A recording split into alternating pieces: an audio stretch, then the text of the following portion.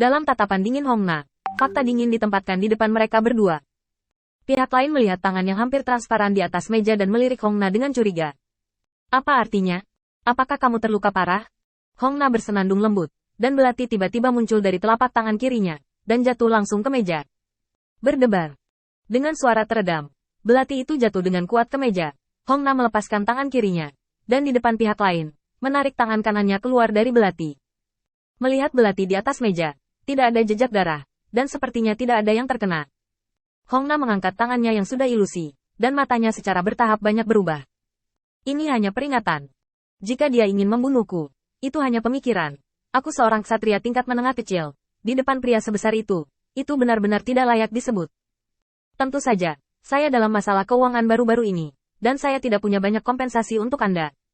3 kali lipat harga adalah harga tertinggi yang bisa saya berikan. Saya akan menanggung sendiri konsekuensi dari tugas ini, dan Anda tidak perlu khawatir tentang itu. Pihak lain masih sedikit tidak mau menyerah, dan bertanya. Lalu apakah kamu tahu identitas pihak lain?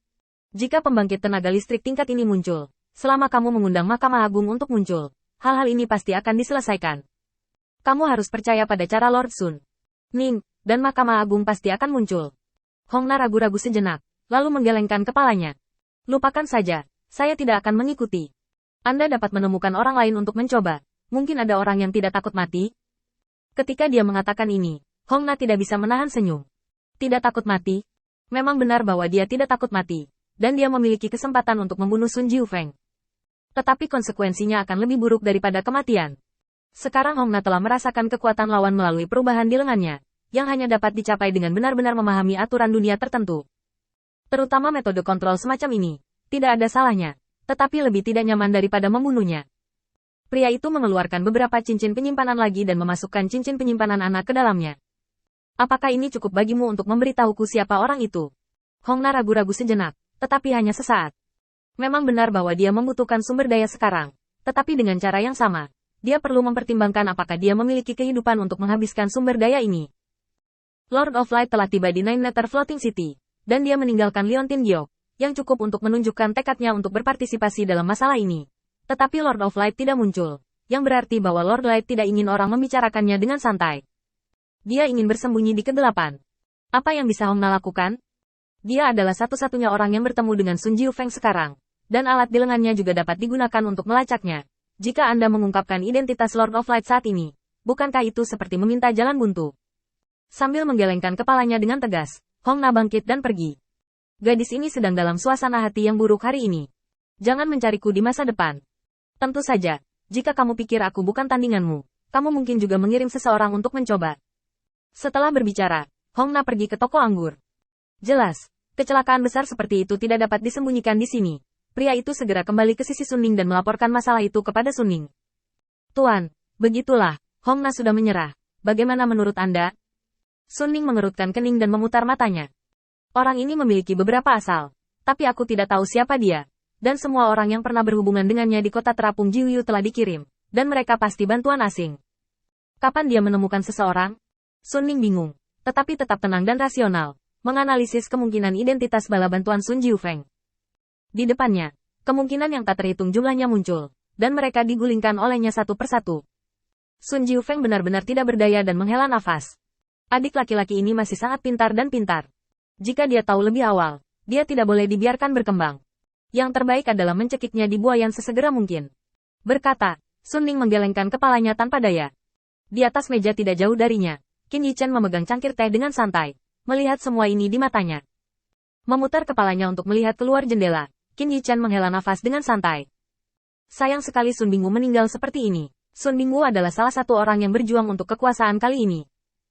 Sangat disayangkan bahwa dalam perencanaan dan perhitungan Sun Ning, pada dasarnya dia kalah tanpa kecelakaan, dan itu pucat sekali.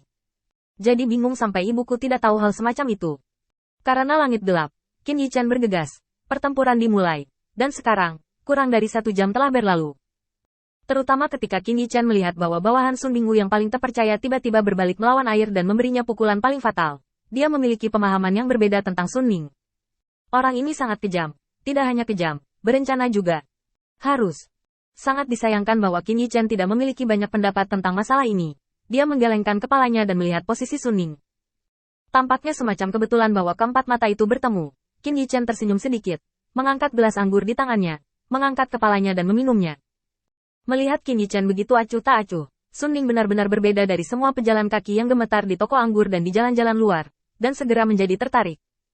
Setelah berpikir sebentar, memikirkan bagaimana dia juga memiliki kekuatan ksatria tingkat menengah, agar tidak memiliki kekuatan perlindungan diri, dia datang ke sisi Qin Yichen dan duduk di meja. Yang ini terlihat agak mentah. Datang untuk berbisnis? Qin Yichen menjilat bibirnya, seolah-olah dia menikmati perasaan anggur yang enak. Ya, terlalu sulit untuk melakukan bisnis akhir-akhir ini. Situasi saat ini bergolak, dan tidak banyak hari yang damai. Sun Ning ragu-ragu sejenak, lalu berkata, "Oh, mengapa situasinya bergejolak?"